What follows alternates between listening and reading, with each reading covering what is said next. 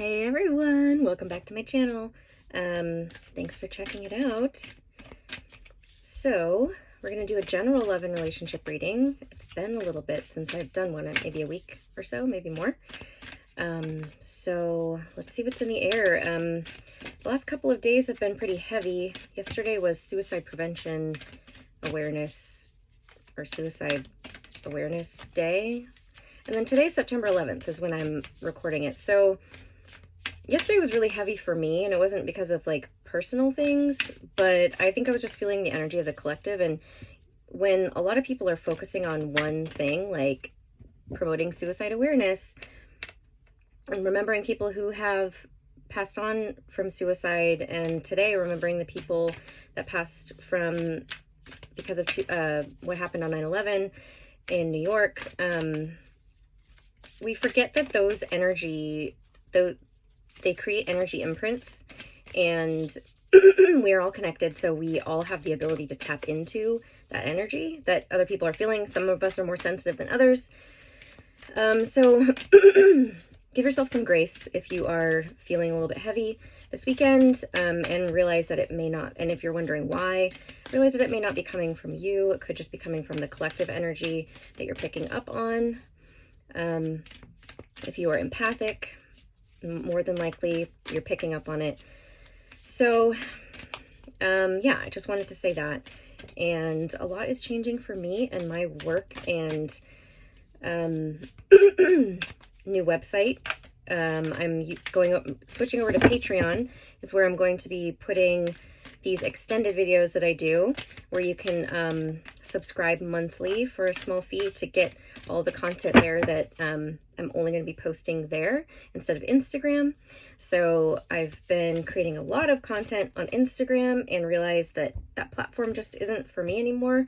Not that I'm not going to be on there, but I think just in terms of who I am and staying true to my authenticity and what makes me feel aligned and the most supported energetically, Instagram is not it. And having like an full-on online business, I just don't think is something I can sustain long-term. And it's been very clear that that's just not for me. And so I've had to come to terms with that and just change a lot of things, not put so much money and energy into keeping foundations of a website up that I don't need to if I'm only really using it for people to go and read my blog or just to learn a little bit more about me.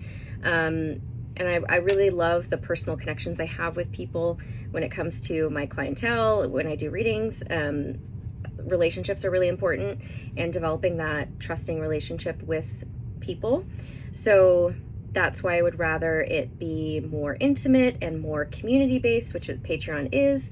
And what was I going to say? And coming to me directly to book. So emailing me, empoweringyouраuthenticity@gmail.com if you want to schedule a reading with me or any type of session.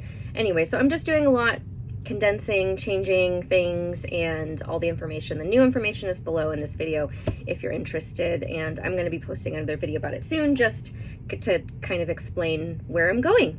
Anyways, what do we have here? We have the 11th house, friends.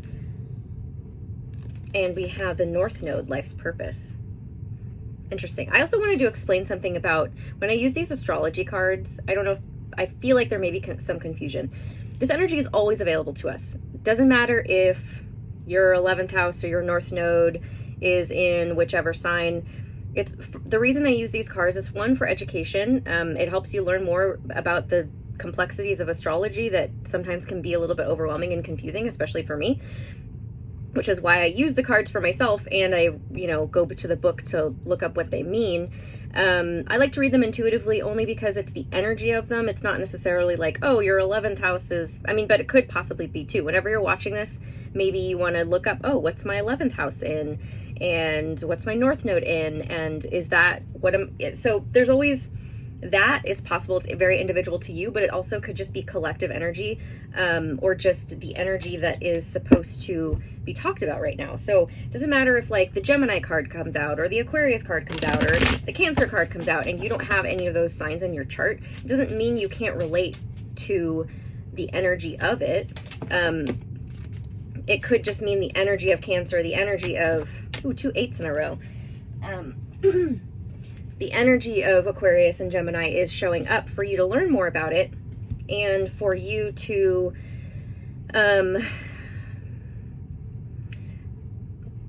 see how to tap, like, I think it's more for you to learn and feel what it's like, just in case, I don't know, I just feel like it's more of like an educational thing. Like, astrology can be a little bit daunting and confusing, so I'm trying to make it more digestible, and understanding every single aspect of it then helps you understand yourself, but other people more as well. That's what I was trying to get at. Anyway, so the 11th house is about other people, right? It's about our friends, obviously, as it says. It's our relationships with other people. And then our north node is our life's purpose, where we're going in life. We have a north node and a south node. Our south node is like our life's debts, what we came here to wrap up, to learn, the lessons to learn. The north node would be like us moving forward. So think forward movement. And we have 2 8s that came out together. I took only these 2 that flipped out on the desk. The 8 of Wands, which is about quick movement forward. And then the 8 of Pentacles, it's about working hard at something, learning a new skill.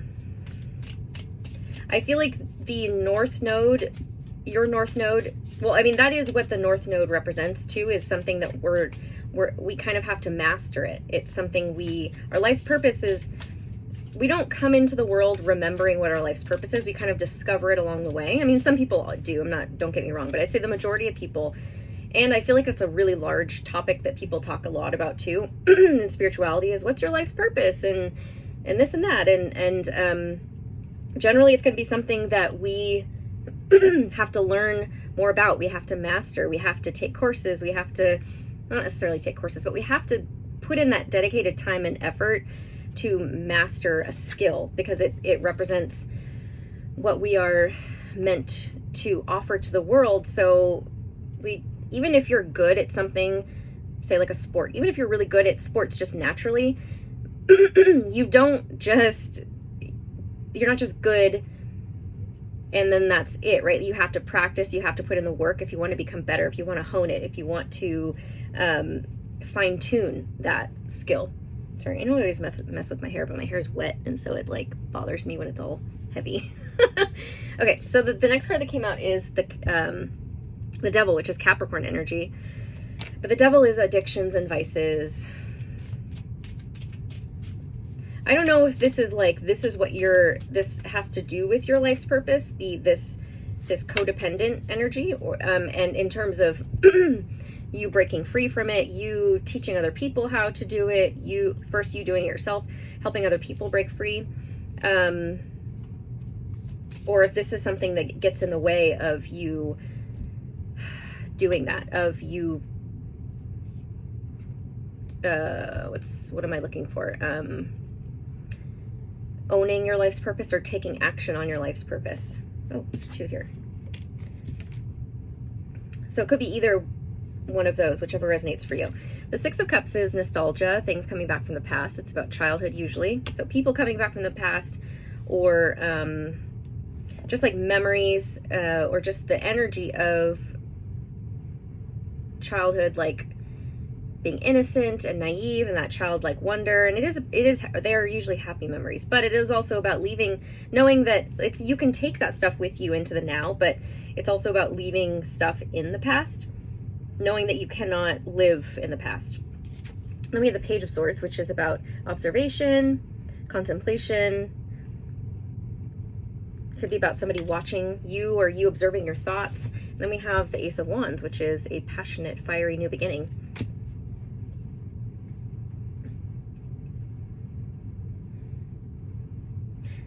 With these 3 cards together, to me, what it's pointing to is if you aren't on the path of your life's purpose already and you're kind of contemplating that, it's asking you to go back to what you enjoyed as a child, what lit you up as a child. Like when people asked you as a kid, what do you want to be when you grow up, right? Like think back to that.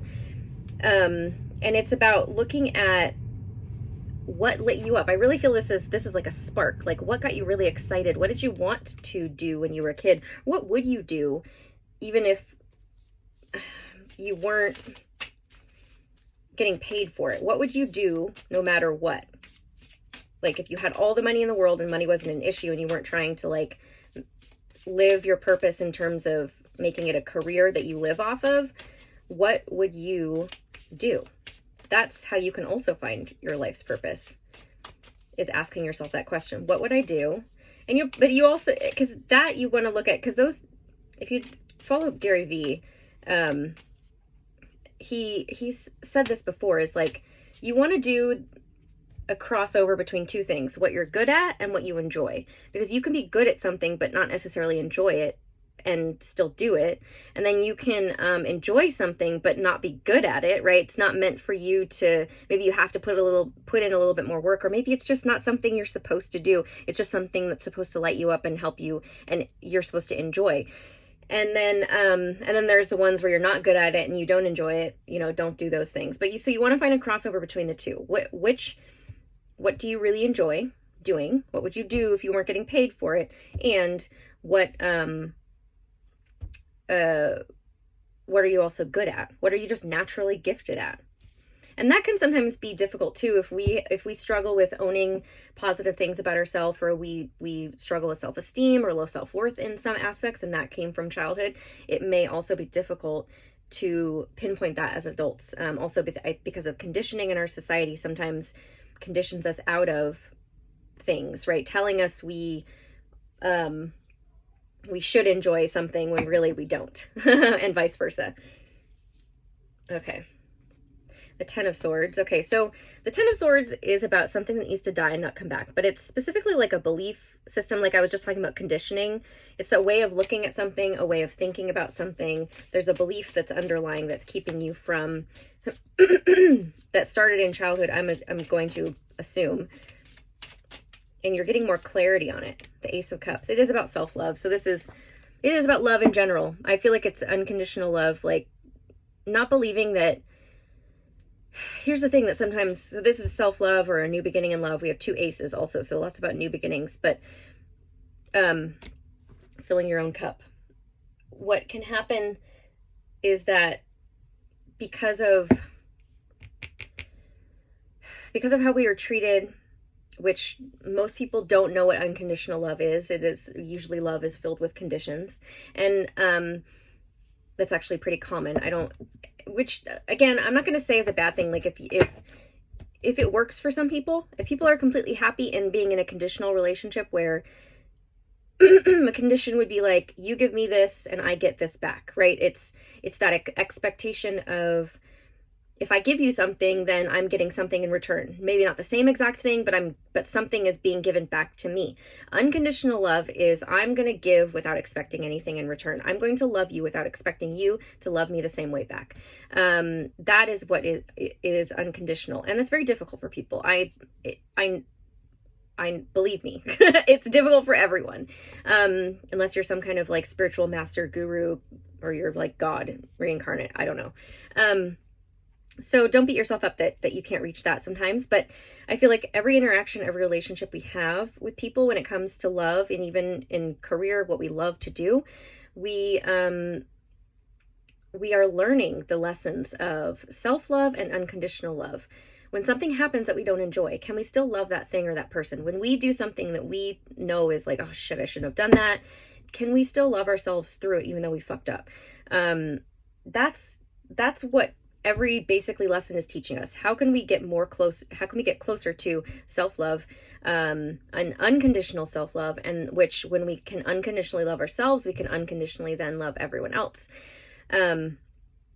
So that could also be this lesson that you're learning with your life's purpose, is realizing not having necessarily expectations of, I'm going to get this back. Like, can I put into my life's purpose everything that I know I'm meant to put in, and not expect lots of money back, or lots of praise, or lots of encouragement, or whatever it is you're looking for?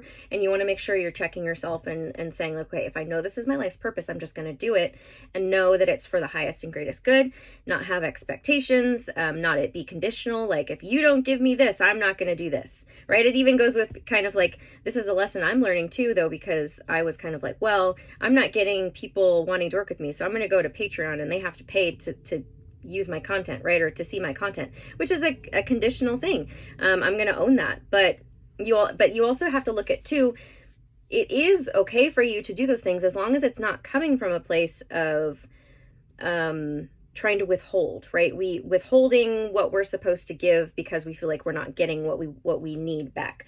We also have to put ourselves first, though, and realize, are we filling our own cup? If not, then we need to make some changes. The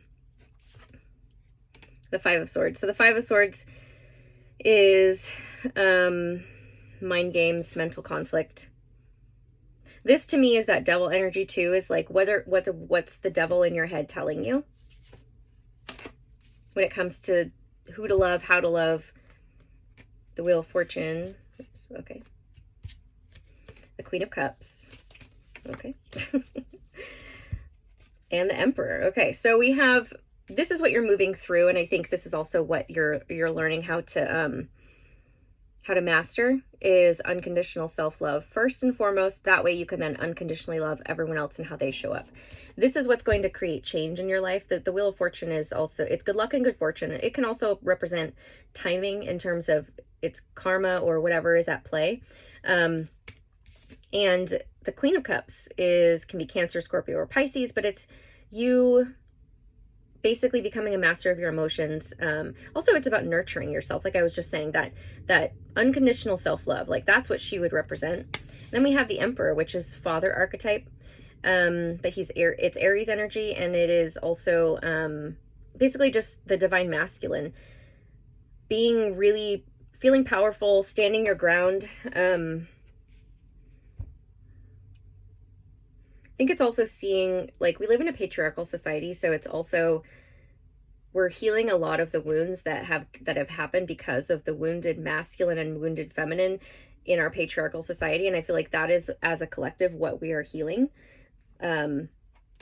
So maybe a lot that your life purpose really ties into that, and you're learning that that's what you have to bring to the world. Okay, I'm going to get a Keepers of the Light. This one wants to come out. Lady Portia, Divine Order. Do what you feel is right. An important lesson is unfolding. See, there's lots of, I told you this, the lessons are unfolding, and when it comes to love, self-love, and unconditional self-love, and this is what our world is learning how to do right now. And you are a part of that. Whatever lessons you are personally moving through, that is your life purpose. You may not be teaching it to other people. I mean, maybe you talk with your friends about it and your family, or you share with like little groups of people. Maybe you're not supposed to make a career out of it, but what you do is still your life's purpose. So maybe there's a separation in thinking you have to be some spiritual teacher who's on stage and on YouTube or on TV and super famous in order to do what you do. And that's what we think our life purpose has to be, so grand and big. It can be as simple as you healing your own self and your own family wounds, generational wounds, and it as simple as that. And the way that you show up differently after you've healed within your social groups, within your culture, within your communities, that is basically your life's purpose, and that's all you need to do. Surrender your fear of intimacy. You are ready to let love in, compassionately identify, and begin to release any patterns that stop you from opening your heart.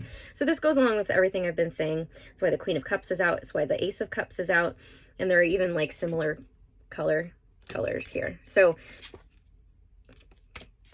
we are learning how to open ourselves up, because when you heal and when you're in your Queen of Cups energy, you're receptive. She's open, receptive, very feminine, compassionate, nurturing. I don't know if I said that already. Very loving. When you are in that energy, you are open to receive. You are open to connect more deeply with people. And I believe that even this card has similar colors, I'm noticing. So very heart chakra, crown chakra energy. And what was I saying? As you heal, you become more open, more in touch with your emotions, and I don't know what I was trying to say. Hopefully it came across. basically the lesson you're learning, I think, is to surrender that fear of I'm going to be taken advantage of, I'm going to be hurt, someone's going to hurt me, and especially when it comes to love and and I think that is why we also create conditions, and we don't know how to unconditionally love each other and ourselves, is because we've been hurt in the past, and that fear of it happening again is what keeps us from being fully open and being intimate with ourselves or with other people. So the lesson we're learning is, how can we be fully intimate with ourselves first and release any patterns with ourselves, and notice how you treat yourself. And once you kind of do that, you're able to then treat other people differently and heal these big gaping wounds that we all have within society, and beliefs about love and and unconditional love. So I'm going to stop there because I feel like I'm rambling, and I'm going to do an extended to this video, which you can go to Patreon, and whenever I do extended videos, they will all be on Patreon, and whenever I upload them, you'll have access to them if you subscribe to the oh my god, the tier. Sorry, it's I'm new at promoting it, so bear with me. The tier that is for the empowered videos one, which is what you'll get the access to whenever I do videos, exclusive videos that I don't just put on YouTube or Instagram, will be uploaded there, and it's a monthly thing that just gets taken out automatically, and you get access to everything that I post when it comes to like Instagram posts that I would usually do with graphics, and then also any videos that I decide to post. So you can go there and subscribe. I really appreciate it because it also really supports me in continuing to do the work that I do. Yeah, I'll see you there. Bye.